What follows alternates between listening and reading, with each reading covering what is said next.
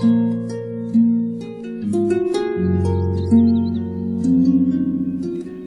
buen libro es el mejor de los amigos, lo mismo hoy que siempre. Rubén Darío. Continuamos en Lecturas, Lectores y más, analizando o comentando, más que nada, un hermoso libro cuyo título es ¿Quién fue quién en el mundo clásico?, de Pancracio Celdrán Gomariz, que es una colección de biografías de vidas célebres y anécdotas de personajes de la antigüedad griega clásica, allá entre los siglos V, IV, III de la era antes de Cristo. Hemos comentado ya 2 de las 130 biografías tomadas casi al azar. Me permití ya hacer un comentario acerca de 2. Un personaje muy conocido como es Alejandro Magno, Alejandro el Grande, el conquistador, mayor conquistador se dice, de todos los tiempos de la humanidad. Ya comentamos algo acerca de él. Y también comentamos algo acerca de una mujer, que en eso la cultura griega pues llevaba ventaja sobre algunas otras, donde la mujer pues también tuvo un buen desempeño y cierto reconocimiento. Hablamos de Aspasia, una mujer cuya belleza, inteligencia y cultura le permitió poner en un primer plano el papel de la mujer en aquellos tiempos, no tanto por la actividad a la que muchos le llaman el oficio más viejo del mundo. No se trata de eso, sino de la habilidad, la inteligencia que tuvo ella para relacionarse con personajes de la vida pública, científica, filosófica de aquella época, y darle pues un cierto lugar a la mujer con su inteligencia y con su cultura. Obviamente, con la extraordinaria belleza de ella y de otras compañeras suyas, quienes formaron una pléyade de mujeres de esta época de la Grecia clásica. Bien, hoy me voy a permitir poner a su consideración otras 2 biografías, comentar sobre otros 2 personajes. Uno creo que no muy conocido y el otro por demás de conocido. Entonces procedo al primero. Es un personaje, repito, del que tal vez no han oído hablar algunos de ustedes, pero no por ello deja de ser muy impresionante su vida, su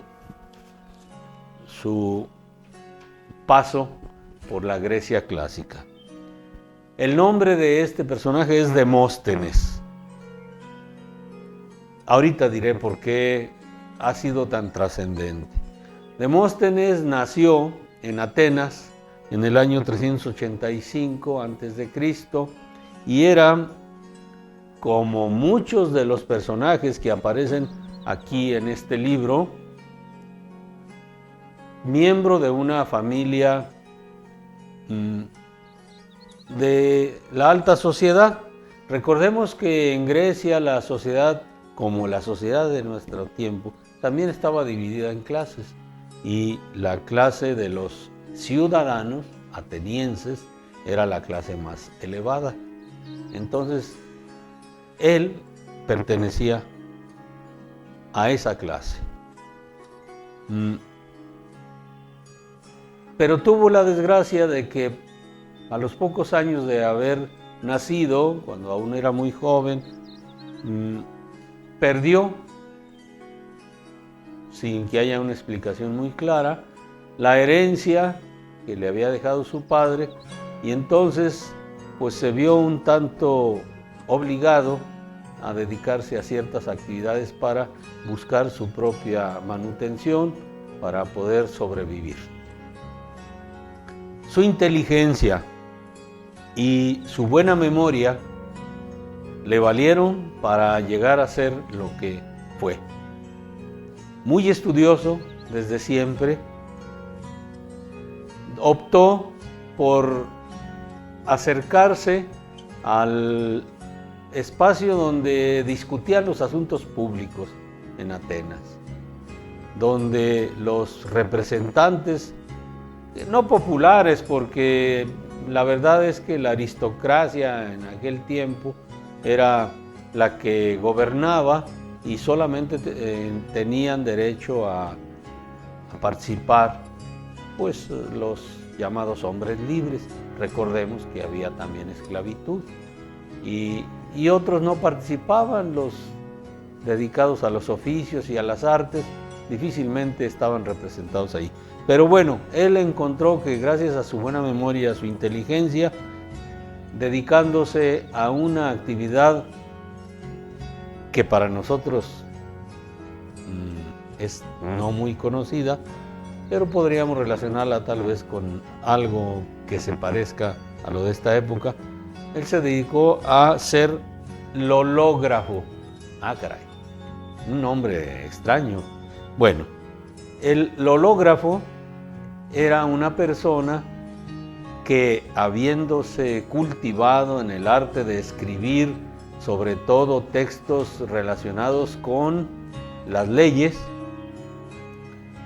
podía argumentar y vender su trabajo para que los participantes en las cosas públicas tuvieran modo de ayudarse en sus alegatos, en sus juicios y en las participaciones de carácter público. Entonces, él era muy bueno para eso. Y otra cosa, lológrafo era una actividad muy bien pagada. ¿Por qué? Pues porque a través de estas argumentaciones, a través de estas discusiones escritas que luego leían allá los abogados de aquella época, pues permitían ganar juicios en los que les iba bastante bien, como en la actualidad. Entonces, él se dedicó a ser lológrafo. Pero se dio cuenta de una cosa. Él era muy inteligente, conocía bastante sobre leyes, era bueno para escribir argumentaciones, etcétera, pero resulta que era ambicioso. Y dijo, no, yo no me conformo con el dinero, quiero la fama. Bueno, entonces empezó por buscar la forma de hablar en público en las discusiones donde se trataban los asuntos más importantes de la política en Atenas. Y la primera vez que tomó la palabra para hablar en el público, se burlaron de él. No le hicieron caso, se ganó una rechifla. Bueno, no estoy seguro si allá también se acostumbraba a eso, pero lo cierto es que no tuvo éxito. Y la razón por la cual no tuvo éxito es muy sencilla. Era tartamudo, imagínense, diciendo un discurso tartamudo, pues no es fácil. Y sin embargo él se aventuró. Y encima de que era tartamudo, tenía un tic. Cada vez que se le atravesaba la voz y repetía por la tartamudez, la desesperación lo llevaba a levantar los hombros y entonces hacía ciertos gestos que de algún modo pues sí provocaban risa. Así fue Demóstenes en su primer tiempo de orador, queriendo entrar en la discusión de los asuntos públicos de Atenas.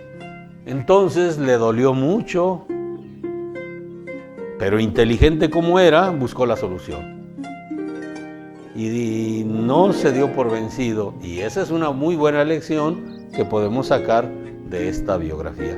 No se dio por vencido. ¿Qué hizo? Bueno, dos cosas. Se iba a la playa, ahí donde el mar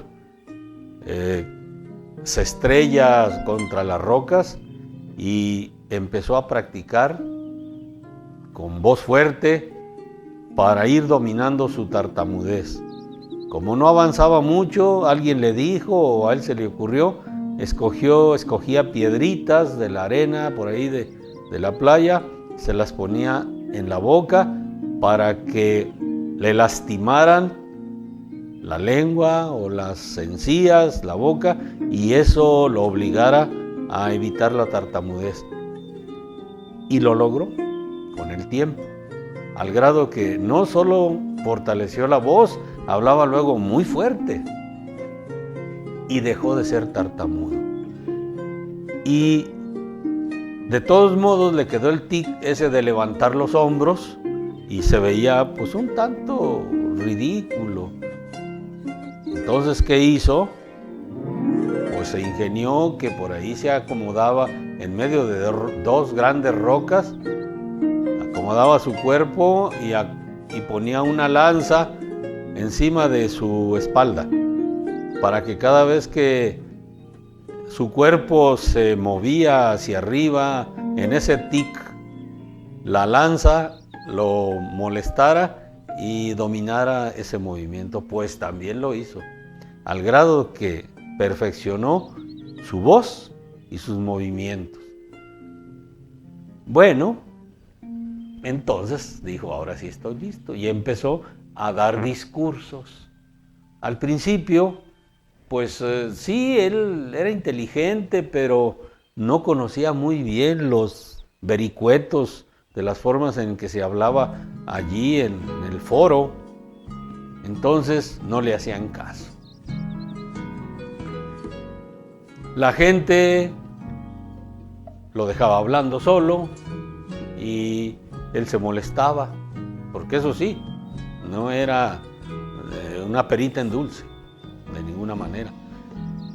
Entonces, en una ocasión, viendo que nadie le hacía caso, que no le ponían atención, se le ocurrió platicar una anécdota de un burro, que un señor le rentó un burro a otro señor para hacer un viaje, pero el sol estaba tan fuerte que el que rentó el burro se metió debajo del burro para que la sombra no lo lastimara, y el dueño le dijo, oye, no, yo no te renté el burro para que te metas debajo de él, te lo presté para que te subas en el burro y vayas a donde vas.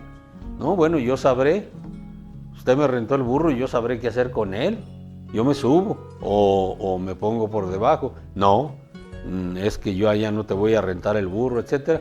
Total, que la gente, los demás políticos y oradores que estaban ahí en el foro, se interesaron y empezaron a discutir unos con otros, y de ese modo descubrió que habría que ponerle algo más a sus discursos, y cada vez que hablaba él, empezó a plantearles diferentes situaciones, al grado que cada vez que hablaba ya se volvía más atractivo para los que lo escuchaban. Entonces dio un gran paso. Como en esa época había disputas por el poder entre las regiones de Grecia, amenazaban de una ciudad a otra, pequeños reinos, y él fue a servir como soldado para hacer méritos como ciudadano ateniense. Pero resulta que Demóstenes, según nos platica aquí don Pancracio, Demóstenes no resultó ser el soldado más valiente, no, ni el mejor. No se distinguió por ser el más valeroso, ni por ser el más hábil. Es más, lo acusaron alguna vez de que cuando vio que la batalla no iba muy a favor de su ejército, corrió entre los primeros, se escapó. Cuando le reclamaron, oye Demóstenes, pero pues tú vas a luchar, no vas a jugar carreras al revés. Y él dijo, no, es mejor escaparse vivo a morirse, porque aunque corra, tengo la oportunidad de que en la próxima ocasión que haya otra batalla, yo puedo ir. Y ya muerto, pues ¿cómo le hago? Bueno para argumentar, siempre tenía alguna razón con la cual él defenderse. Pero lo que lo hizo realmente famoso y trascender a la vida, a la historia de la humanidad, la historia por lo menos acá en el mundo occidental, fue lo siguiente. Había un rey llamado Filipo II, padre de Alejandro, con quienes los atenienses y otros pueblos griegos ya habían tenido guerra. Entonces Filipo, antes de que Alejandro fuera el rey, su padre Filipo tenía los ojos echados sobre los pueblos ateniense, espartano y otros de la región más al sur, y amenazaba con invadirlos. Y los atenienses sabían que Filipo era muy fuerte y que no iban a poder con él. Entonces no había mucha resistencia. ¿Qué hizo Demóstenes? Escribió 4 discursos en diferentes momentos, pero extraordinarios discursos que hacían conmoverse a toda la clase política allá donde discutían en el foro, y logró que se organizaran más de una ocasión en contra de Filipo. A esos discursos, que no ha habido otros, no hubo otros en Grecia, le llamaron las Filípicas. Fueron 4 discursos que son un ejemplo para los hombres que hablan frente al público. Todavía hoy hay quienes lo estudian esos discursos cuando se trata de aprender a hablar en público. Y eso fue lo que más lo hizo a él famoso, famosísimo. Como detalles adicionales diremos más anécdotas, porque eso es lo que dice aquí, que son anécdotas y vidas célebres de gente de la antigüedad. Bueno, un detalle es que a él le gustaba visitar a las hetairas. Recuerden que las hetairas eran las mujeres, aquellas dedicadas al placer y a la cultura, etc. Y a él le gustaba ir, y en una ocasión quiso convivir con la que en ese momento era la más hermosa y la que cobraba más caro por su compañía, Lais de Corinto. Y ella le dijo, sí, está bien, Demóstenes, mi precio es tal. Y él dijo, no quiso pagar. Era tacaño, aparte de todo, ¿verdad? Le gustaba lo bueno, pero no le gustaba pagar. Qué cosas. Pero bueno, hay de todo. De cualquier modo, él ya era muy famoso y rico porque él seguía asesorando a otros, escribiendo discursos. Entonces, cosa curiosa, nunca faltan los enemigos gracias a la envidia. Y no era la excepción de él. Se ganó muchos enemigos.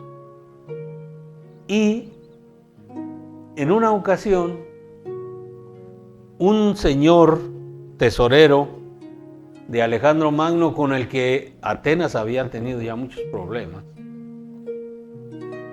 El tesorero de Alejandro el Grande resulta que le robó a Alejandro una parte del tesoro y se fue a Atenas con dinero, bueno, con joyas, oro y todo lo demás. ¿Y qué creen? Alejandro mandó a buscarlo. Y sí, ahí estaba. Entonces hicieron un trato. Alejandro mandó emisarios y les dijo: necesito que me entreguen a Arpalos, así se llamaba, el tesorero ladrón. Necesito que me lo entreguen junto con lo que se llevó, de lo contrario vamos a tener otra vez dificultades. Y no, pues Alejandro ya para entonces era pues un gran conquistador. Y dijeron: está bien. Acordaron día y lugar donde las autoridades atenienses le iban a entregar al ladrón, pues, aquel tesorero se había traído parte del tesoro, ¿verdad? Y resulta que llegó el momento y en el lugar en donde debería aparecer el tesoro y el tesorero, y no llegó. Alguien lo puso sobre aviso y se escapó, pero corrieron rumores de que compró con parte de ese tesoro, les dio a ti, a varios para que le ayudaran a escaparse. Se hizo una investigación porque Alejandro dijo: no, a mí no me van a jugar el dedo en la boca. Entonces, voy en contra de esos que le ayudaron. Abierta la investigación en contra de quienes resultaran responsables por la desaparición tanto del tesoro como del tesorero, y entre las investigaciones arrojaron a varios responsables, y uno de ellos era ni más ni menos que Demóstenes. Muy bueno para hablar, pero pues le gustaban también los negocios. Entonces tuvo que salir huyendo. Se fue a un lugar llamado Calauria, pero fueron por él. Dijeron: no, de nosotros no te vas a burlar. Y resulta que cuando lo encuentran, cuando lo descubren, le dicen: venimos por ti para hacer justicia porque pues tú eres cómplice de aquello. ¿Cómo no? Permítanme unos momentos, les dijo, nada más voy a quizá ponerse una túnica, algo. Entró a su habitación y resulta que al no salir, fueron a buscarlo y Demóstenes se había envenenado. Siempre cargaba un dispositivo para usarlo en caso necesario, lleno de veneno. Era muy común en la antigüedad envenenar o envenenarse. Bueno, no sé en estos tiempos, tal vez también. El caso es que en el año 320 a.C., él murió envenenado por sí mismo para no tener que rendir cuentas. Y 40 años después, un sobrino suyo quiso llevarlo de nuevo a Atenas, pidió perdón a las autoridades atenienses y les dijo: pues ya hace 40 años, ya mi tío merece regresarse. Además, recuerden que él ayudó mucho a la ciudad con sus discursos para defendernos de Filipo, etcétera, etcétera. Yo quiero que me hagan favor de permitir traer los restos de mi tío. Y así fue. Y para finalizar con Demóstenes, diremos que allí en el lugar donde se le levantó un mausoleo, el sobrino mandó escribir el siguiente párrafo, la siguiente idea. Decía así: si la fuerza de tu brazo, oh Demóstenes, hubiera sido igual a la fuerza de tu inteligencia, jamás la espada macedónica hubiera hollado el suelo griego. Bien, ahora hablaremos finalmente de un personaje muy conocido. Quizá podríamos extendernos mucho con él, más que con cualquier otro, porque se trata ni más ni menos que de un hombre muy conocidísimo por cualquiera que haya escuchado o leído o aprendido lo más mínimo de la historia de la antigüedad. Estoy hablando de Platón. ¿Quién no ha oído hablar de Platón? Bien, pero resulta que aquí nos explica cosas que nosotros no sabemos y de las cuales tenemos alguna ligera idea, pero no, aquí Pancracio pues nos ilustra muy ampliamente sobre cada personaje. Y resulta que algo desconocido para mí es que Platón no tenía ese nombre realmente. Originalmente él se llamaba Aristócles, hijo también de una familia encumbrada, acomodada, aristócrata de Atenas. Nació por allá en el año 428 antes de Cristo. Recordemos que Platón fue alumno de Sócrates, otro muy conocido filósofo, y a su vez él fue maestro de Aristóteles. Es decir, Sócrates, Platón y Aristóteles son, según recordamos, los tres filósofos quizá más importantes de la antigüedad griega y de mucho tiempo más. Bueno, pues resulta que Platón originalmente no se dedicaba a este asunto de las letras ni de la filosofía. No, era un deportista. Y el nombre de Platón se lo pusieron como un sobrenombre porque sus espaldas eran muy amplias, poderosas, buenas para el deporte. Y entonces él se dedicaba a la lucha. Sí, pero no era la lucha como ahora la vemos por ahí en la AAA o no sé qué programas hay por ahí. Esa lucha, bueno, de ahora es un tanto diferente. No, él practicaba varios deportes. Uno de ellos era la esferomaquia, que era una combinación de entre fútbol, lucha libre y otra cosa. En aquel tiempo las luchas eran enteramente desnudos los competidores. Bueno, hace referencia el autor a que en ese tiempo él participaba en los Juegos Ísmicos, cada 2 años. Los Juegos Olímpicos, que también eran cada 2 años, pero en Olimpia, en donde les daban como premio a los competidores. Al principio les daban una planta, era una planta de apio, con lo que los premiaban. Ya después los premiaban con una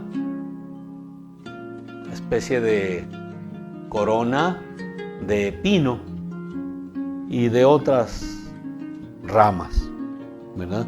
También había unos llamados Juegos Nemeos en honor de Hércules, porque recordarán que Hércules realizó varias tareas y una de ellas fue vencer con sus propias manos y solo con sus manos a un león de un lugar que se llamaba Nemea.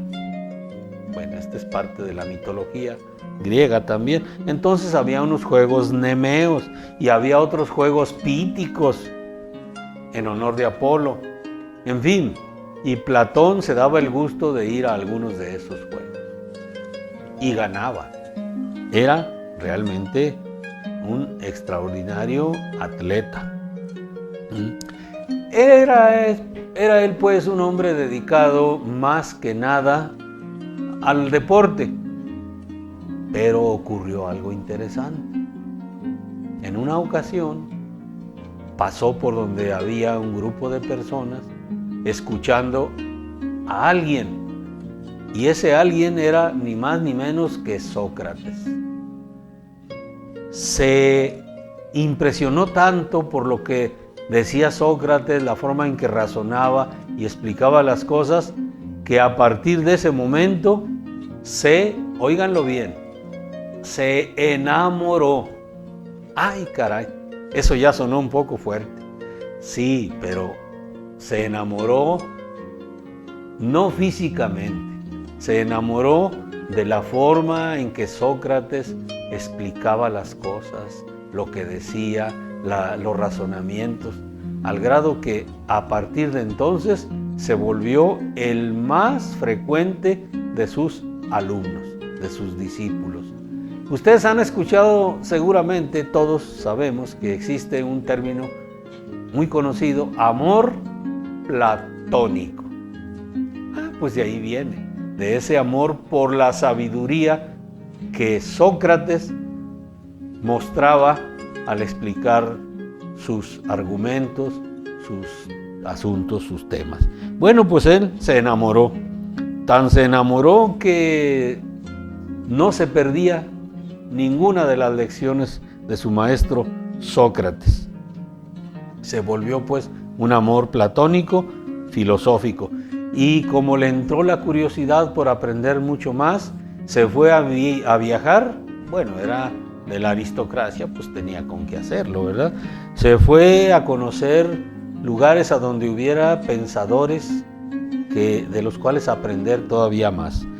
Anduvo por ciudades o pueblos como Megara, Cirene, fue hasta Egipto, fue a la India y hasta a la isla de Sicilia. Recordemos que Platón escribió después, ya cuando se dedicó expresamente al asunto del saber, de la filosofía, escribió varios libros. Y aquí debo recordar algo que todos sabemos: Sócrates nunca escribió nada, todo lo platicó, todo fue de palabra, verbal, oral. En cambio, Platón sí escribió todo lo que pudo y escuchó de su maestro Sócrates. El más famoso de los libros, que por lo menos yo recuerdo, lleva el título de Diálogos de Platón. Producto de esa afición por aprender de otros pensadores, Platón, y esto me sorprendió también mucho cuando leí este libro, bueno, repito, que lo sigo leyendo porque este es de los libros que se leen. Un día puedo leer una biografía, a los 8 días leo otra y nunca terminamos de leerlo porque está fascinante. Todas las biografías están fascinantes. Bueno, en el caso de Platón, algo que me llamó mucho la atención fue lo siguiente: tenía unas ideas tan avanzadas que si hoy lo escucháramos hablar acerca de ello, yo creo que lo íbamos a calificar de fuera de tiempo. Mejor no utilizo el término que estaba pensando porque quizá a algunos les resulte hasta un poco fuera de lugar. Pero miren, para que ustedes mismos juzguen. Decía, entre otras cosas, el producto del trabajo o de cualquier empresa que sea por encima de las necesidades debe otorgarse al gobierno, al Estado, para que éste haga obras, no para que se enriquezca aquel productor en persona o en lo particular. Debe ser solidario con los demás, entregándolo para que el Estado lo administre. El excedente, eso ya suena fuerte en estos tiempos, ya no digamos en aquellos.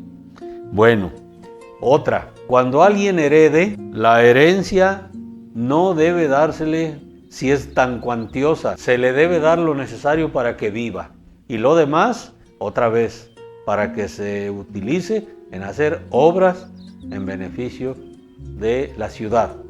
Y otra cosa, más revolucionaria todavía, la mujer y el hombre son iguales, aunque con sus bemoles, ¿verdad?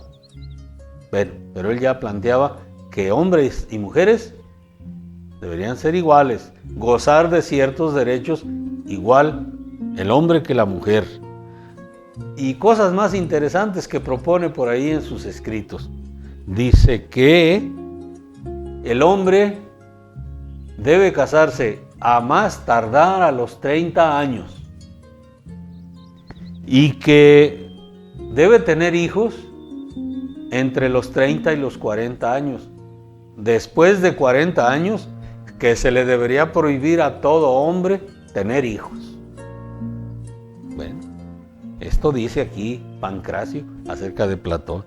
Y luego también decía que las bebidas, estamos hablando del alcohol, por supuesto, y ciertas formas de divertirse deberían ser muy bien reguladas para no caer en los excesos.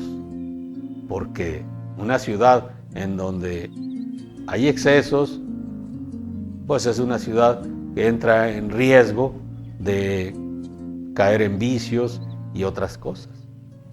Bueno, pues estos son pensamientos de Platón. Resulta que Platón viajaba por diferentes lugares y en una ocasión fue a una isla allí al sur de Italia llamada Sicilia. Todo el mundo hemos escuchado hablar de la isla de Sicilia, allá en el mar Mediterráneo, cerca de Grecia, por supuesto. Entonces, pues él se daba el lujo de también recorrer algunos lugares. En una ocasión fue a una ciudad que está en la isla de Sicilia, en la isla de la ciudad de Siracusa. De ahí eran otros personajes, ahorita no los mencionamos para no extendernos, igualmente famosos. Bueno, pues sabiendo que Platón andaba por ahí de paseo en la ciudad, el más importante político de allí lo mandó llamar a su palacio. A ver, pues que venga Platón, es tan famoso que a mí me gustaría platicar con él. Y fue. Empezó a exponerle ideas como las que les acabo de comentar hace un momento. ¿Y qué creen? Que este político de nombre Dionisio I se enojó, se enfureció contra Platón y dijo, no, tú con esas ideas aquí no vienes.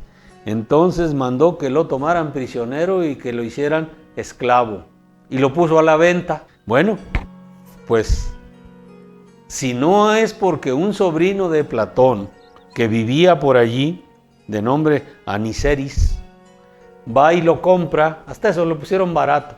Yo creo que ya tenía sus años, ¿verdad? Total, lo que quería era este señor, era darle un escarmiento a Platón para ver si abandonaba esas ideas. No, pero su sobrino fue y lo rescató, lo compró y le dijo, ¿sabes qué, tío? Regrésate a Atenas, porque aquí como que no vas a poder estar. Y se regresó. Entonces sucedió algo extraordinario, gracias a lo cual hoy nosotros podemos hablar de algo que hizo Platón. Llegó de nuevo a Atenas, compró un lugar donde estaba lleno de árboles, un lugar precioso, hermoso, y allí construyó algo que se llamó la Academia, es decir, la primera escuela para filósofos en Grecia, especialmente construida para eso. Y pues ya estaba lejos de aquel que lo había hecho prisionero y que lo hizo esclavo, pues ya en Atenas, como quiera, él podía poner en práctica algunas de sus ideas. Entonces hizo la academia con una característica, fíjense nada más. Admitía por lo mismo a hombres que a mujeres. Bueno, yo aquí recuerdo que en los años 40 y todavía hasta muchos años después, había aquí en Juchipila una escuela para niñas y una escuela para niños. Imagínense, Platón ya en su academia admitía lo mismo a hombres que mujeres.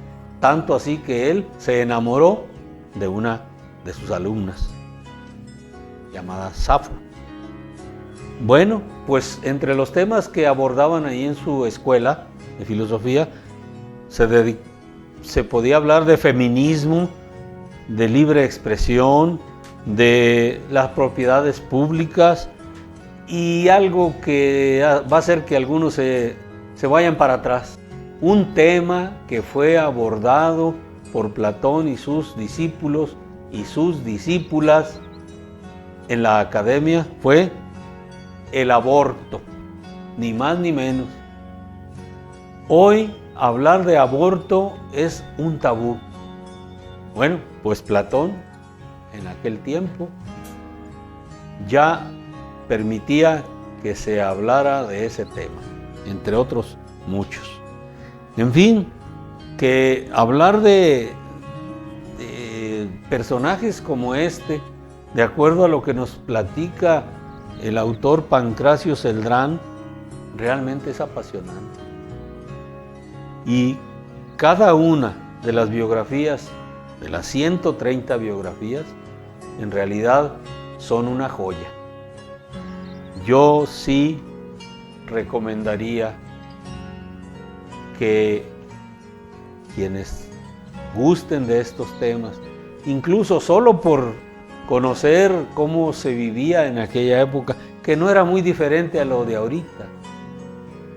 Las anécdotas de tantos personajes ilustres y célebres de aquella época nos va a entretener y nos va a llenar de curiosidad y en ocasiones, ¿por qué no?, hasta de asombro, por la forma en que este autor nos ha presentado, nos lleva por la historia de la antigua Grecia, a través de personajes célebres como estos de los que yo les he comentado, así sea de manera un tanto superficial y quizá, sí, en algunos casos algo detallada.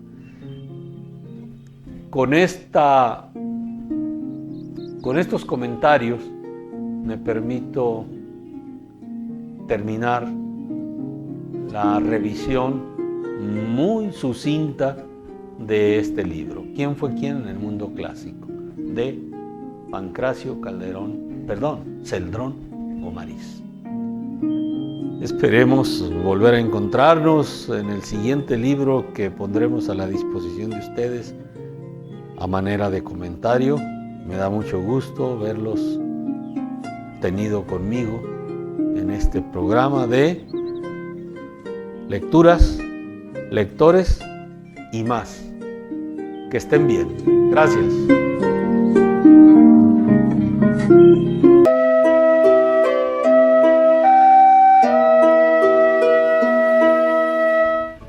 Libros, caminos y días dan al hombre sabiduría. Estamos en lecturas, lectores y más. En esta ocasión, como en otras, muy contentos de tener a una invitada como lo es nuestra amiga Evely. Gracias. Bienvenida, Evely, a este programa. Quisiéramos hacer notar que tú eres una persona lectora, una persona a la que le gustan los libros, vivir, gozar, sufrir tal vez, disfrutar, pasar un buen tiempo con una buena compañía. Esa buena compañía es un libro. Pues un libro, ¿verdad? Claro, una buena lectura. Perfecto. Muy bien, Evely.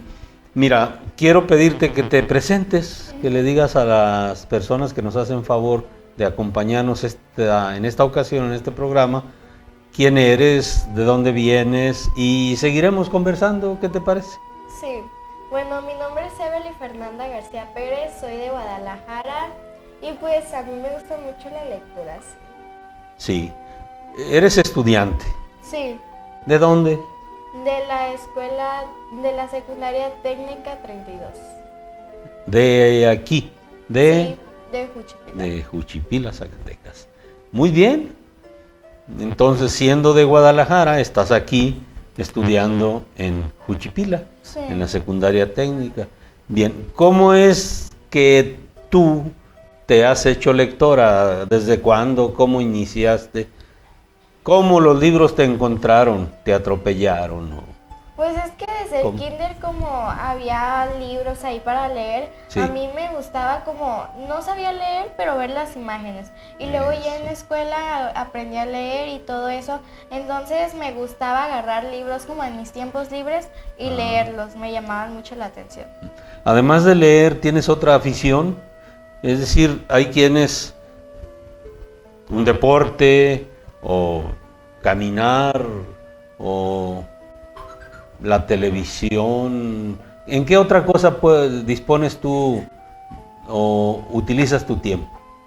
Pues a veces yo la tele o el teléfono, pero no practico ningún deporte, solo que sí, a veces sí salgo como a caminar así por Sí. las tardes. ¿Te gusta disfrutar del paisaje cuando caminas y todo? ¿Cómo disfrutas de un buen libro? Sí. Muy bien. Pues entonces nos encontramos frente a un caso de una señorita, una adolescente, estudiante, a quien le encantan los libros. Y normalmente, ¿cuánto tiempo le dedicas a la lectura? ¿Al día, a la semana? ¿O cómo es tu hábito de lectura? ¿Cada cuándo? ¿Y en dónde?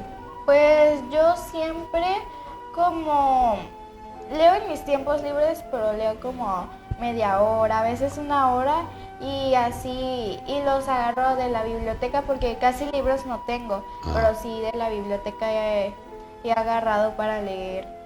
¿En la biblioteca de la escuela? Mm, ¿O cuál biblioteca? ¿La pública? sí, la pública. Ah, ¿te queda cerca, accesible?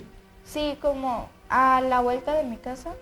Ah, mira qué fortuna la tuya, que te gustan los libros y que a la vuelta de tu casa está una biblioteca. Sí. Y esa biblioteca te está proporcionando lecturas. Muy bien. ¿Aproximadamente cuántos libros has leído en tu ya muy larga vida de como 12, 13 años? Como unos, es que no recuerdo muy bien, No importa. pero son como unos 6. Pero ya llevas varios. Ajá, Ya llevas sí. varios, perfecto. Y el día de hoy nos vas a platicar acerca de un libro muy famoso, tengo entendido, de hace muchos años, que además nos revela una historia muy triste. ¿De acuerdo? ¿Qué te parece si, Evely, nos haces favor de decirnos el título del libro del que nos vas a platicar, quién lo escribió y algo más sobre el mismo para empezar a entrar en materia? Adelante. Pues el título del libro es Ana Frank y lo escribió pues ella misma porque es un diario que ella escribió, entonces lo están publicando, entonces pues ella lo escribió. Ajá, ella lo escribió. Muy bien. ¿Recuerdas? Bueno, platícanos de qué se trata. Lo que tú recuerdes, por favor. Sí, pues trata de que su familia y ella se esconden como en la parte de arriba de un edificio porque están en guerra. Entonces se tienen que esconder porque como siempre hay batallas y todo eso. Y pues también tienen una, ¿cómo se llama? Donde guardan la comida a veces, un almacén. ¿Almacén o despensa? O Sí, algo almacén. así. ¿Una bodega? Una bodega. Sí, ajá. Ajá, y ahí es donde guardan la comida y todo eso. Entonces ellos a veces se arriesgan como a bajar al almacén para agarrar comida y todo eso. Ajá. Y siempre con miedo porque están escondidos. Están escondidos porque esto ocurrió durante 3 años. Durante 3 años. Sí. 3 años. Es en una guerra, ¿verdad? En una guerra mundial. En una guerra mundial. Y ella y quiénes más estaban escondidos ahí. Estaba su familia y unos amigos que les pedían como refugio para ahí esconderse. Sí. Y tuvo algunos eventos, algunos sucesos que ella relata. Por ejemplo, ¿cuál? Algo que recuerdes que le haya sucedido, que la puso triste y por eso escribía, y dificultades tal vez con las personas que allí estaban viviendo, con ellos escondidos. Pues A ver. es que ella también tenía como dificultades con su mamá porque su mamá ya no le ponía tanta atención y el que le ponía atención era su papá, pero pues su mamá casi no. Entonces también tenía problemas con su mamá y algunos de ahí que vivían con ella porque unos no querían hacer nada, otros sí ayudaban, pero había unos que no ayudaban en nada. Entonces ella le ponía triste eso porque a veces su mamá era la que hacía las cosas y algunos no le ayudaban, otros sí.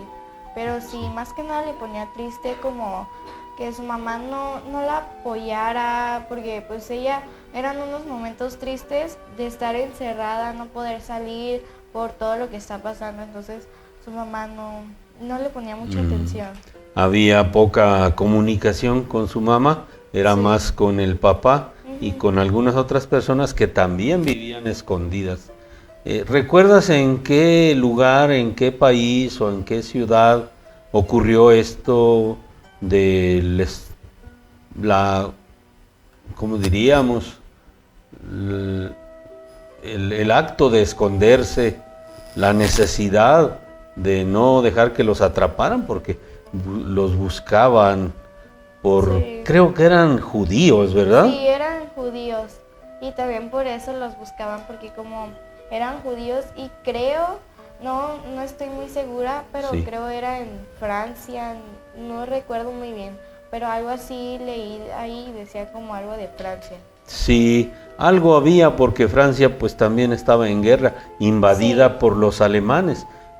Si mal no recuerdo, esto era en Holanda, ¿verdad?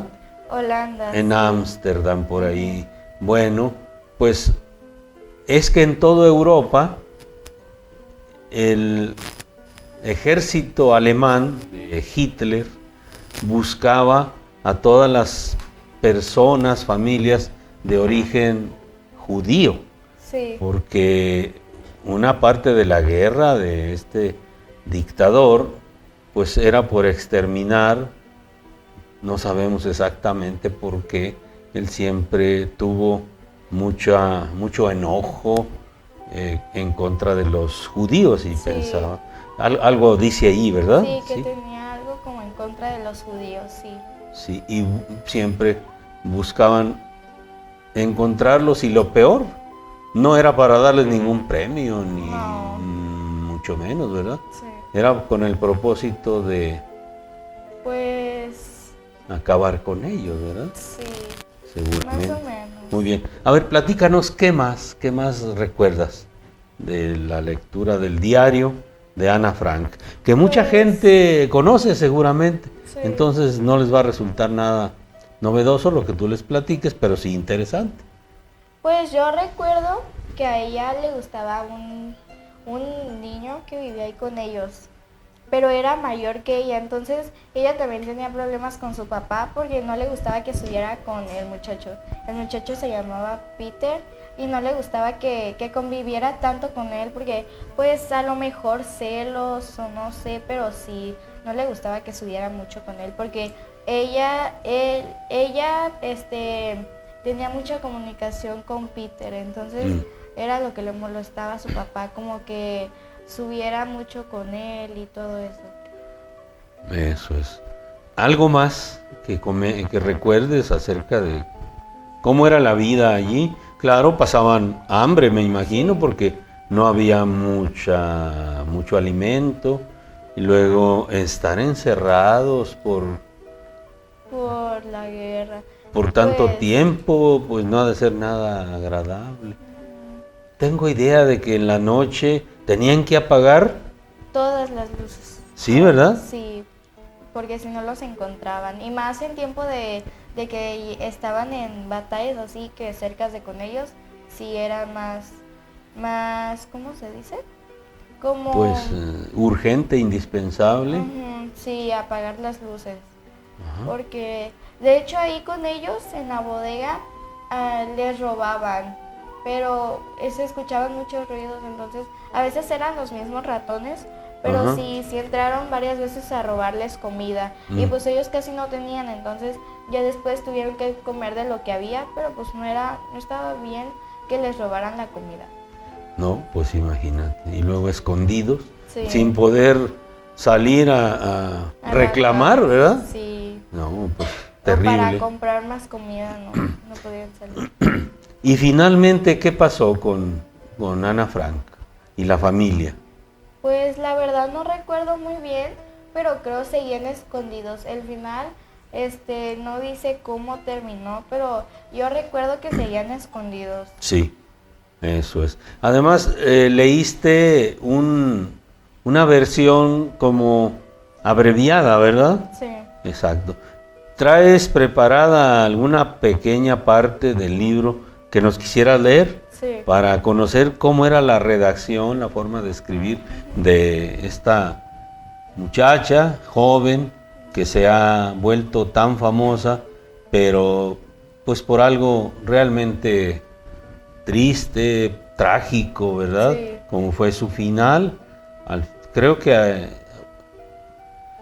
el único que se salvó fue el papá, según recuerdo.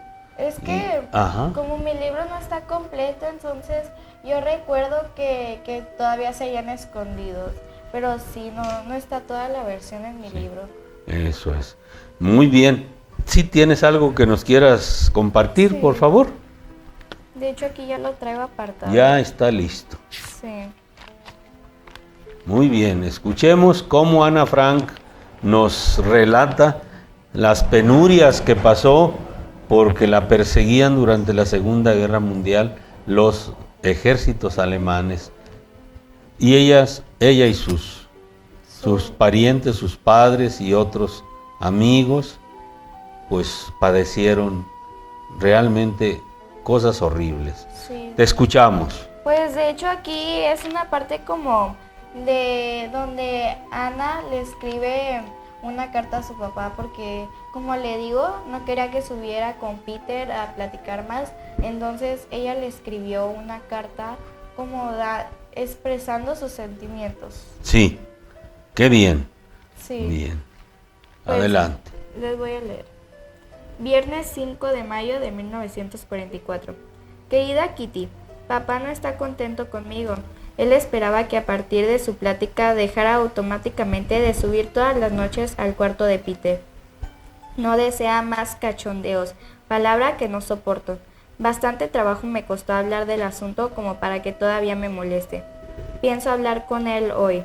Margot me ha dado buenos consejos. Más o menos esto es lo que pienso decirle.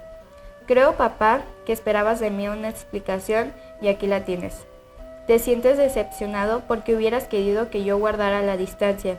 Quieres sin duda que actúe como las muchachas de mi edad, pero es ahí donde te equivocas. Desde que estamos aquí, es decir, desde julio de 1942 hasta hace unas semanas, he pasado por un momento muy difícil. Si supieras cuántas lágrimas he derrotado por la noche y desgraciada que soy en mi soledad, comprenderías mejor por qué quiero estar con Peter. He llegado al punto de poder vivir sin el apoyo de mamá o de quien quiera que sea, pero esta capacidad no la adquirí de la noche a la mañana. Fue a costa de muchas lágrimas, me ha costado adquirir mi independencia. Podrás reírte y no creerme, no me importa. Soy un individuo aparte y no me siento responsable ante ustedes. Si te digo todo esto es porque no quiero que pienses que actúo solapadamente. De mis actos solo debo responder ante mí misma. Cuando me debatía en mi soledad, ustedes, incluso tú, cerraron los ojos y los oídos. No me ayudaron, al contrario, solo recibía regaños y reproches por ser demasiado bullosa. Al llamar así la atención, yo trataba de acallar mi pena para ahogar aquella voz interior, sin lamentarme, sin olvidar mi papel, sin desfallecer. Ahora la comedia ha terminado. He vencido, soy independiente en cuerpo y espíritu, y no me hace falta una madre. El conflicto conmigo misma me ha hecho fuerte, y ahora que he superado esta batalla, quiero proseguir sola mi camino a mi manera. Ni debes ni puedes considerarme una niña de 14 años, porque con todas esas miserias he envejecido. Obraré según mi conciencia, sin arrepentirme de mis actos. No podrás convencerme por las buenas de que deje de reunirme con Peter. O me lo prohíbes por la fuerza, o confías en mí y me dejas en paz. Está fuerte Sí. la carta, ¿verdad? Sí, es que pues ella le expresa todos sus sentimientos, porque pues su papá no la deja reunirse con el niño pues que le empezó a gustar, entonces pues ella sentía feo porque nadie la apoyaba y pues era con el único que platicaba, entonces pues sí, ella sentía feo porque pues ella sola no se sentía hasta mal, Sí. y él la acompañaba en todo. Además, estando escondidos, no había muchas opciones para convivir con jóvenes, con amigos. Prácticamente sería el único joven que había ahí junto con ellos, porque Sí. pues ¿dónde conseguir otros? Y seguramente se entendían, se comprendían, y por eso ella está reclamándole al papá. Oye, pero qué interesante que aparte de la tristeza, el coraje, la desesperación de vivir encerrada durante, ya para entonces tenía más de un año. Sí, ya.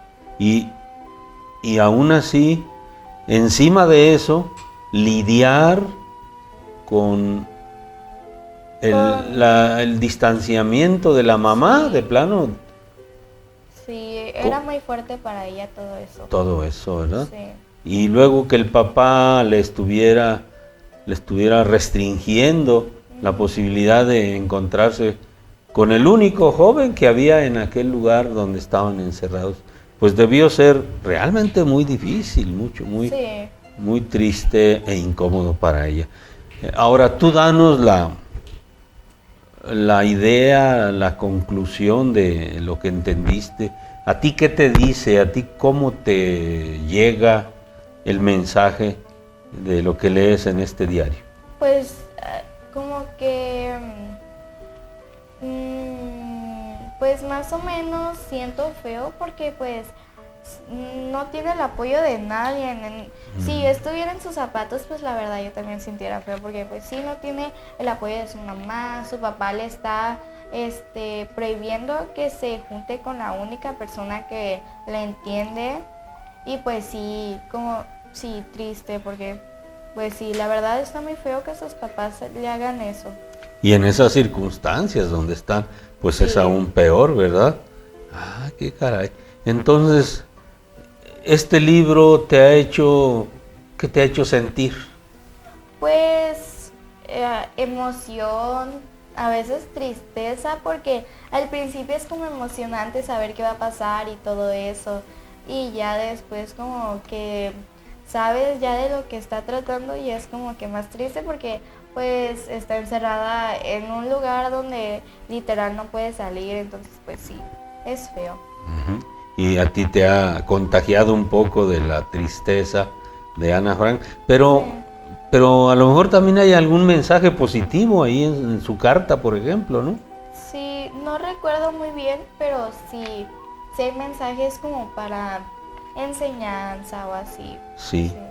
No los recuerdo muy bien, pero sí. Por ejemplo, esa que dice ella, fortaleza que siente. Sí. Dice, yo ahora voy a tomar mis propias decisiones, aunque no me apoyes, aunque con mi mamá tengo el conflicto. Y bueno, esa es una enseñanza seguramente Sí. para ti. Sí, ¿verdad? porque pues nadie la apoya, entonces ella con todo lo que pasó está siendo más fuerte. Eso es. Entonces podríamos decirle algo a nuestro público acerca de eso. Sí, pues siempre están primero ustedes y no las demás personas. Primero están ustedes. Ustedes son los principales, ¿no? No se tienen que hacer a un lado por otras personas. Sí, a lo mejor también sus amigos y todo eso, pero primero que nada son ustedes. Nunca hay que dejarse rendir por otra persona y tú tienes que seguir más. Nunca caerte y si te caes, levantarte. Oh, eso me pareció muy bien, perfectísimo. Qué bueno, sí, porque al último dice, ya conquisté mi independencia, ¿verdad? Sí. Y ahora será lo que yo determine, lo que mi criterio me diga, eso va a ser. Sí. Entonces esos son mensajes muy interesantes para personas como tú, para cualquier persona, pero quienes se encuentran en este momento cruzando una edad difícil como es la adolescencia, pues esta lectura da fortaleza, ¿verdad? Sí. A ti te la está dando y tú te estás preparando por si llegas a tener dificultades en la vida, te vas a acordar en el diario de Ana Frank, ahí hay una carta que me da fuerza a recordarla. Sí, porque pues como digo, si te caes, volverte a levantar. Nunca dejar de rendirte. Nunca dejar de luchar, nunca rendirte. De acuerdo. Bueno, para terminar y hablando del hábito de la lectura, ¿quieres darle a nuestro auditorio alguna idea, un mensaje, algunas palabras más de despedida? Pues sí, que sigan leyendo. La verdad la lectura es muy interesante. Sí. Hay veces que te hace sentir feliz, otras triste, pero es muy interesante la lectura. Entonces nunca dejen de leer. Muy bien, siempre buscando aprender algo de los libros, ¿verdad, Evely?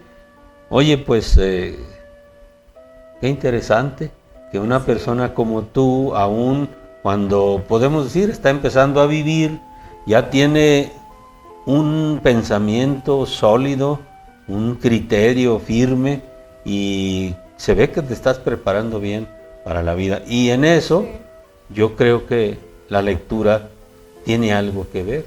Sí, trae enseñanzas y todo eso que te hacen sentir mejor. En cosas como cuando estás triste te hacen sentir más feliz. Qué bueno. Sí. Gracias, Evely, por tu visita. Me ha dado mucho gusto platicar contigo y yo sé que vas a volver. Sí, claro. ¿Te gustaría regresar después de que leas otro libro en otro momento y nos lo platiques y nos comentes de nuevas enseñanzas, de nuevos aprendizajes a través de la muy buena costumbre de leer?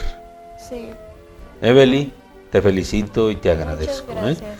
Y nos despedimos de las personas que en esta ocasión han tenido a bien acompañarnos.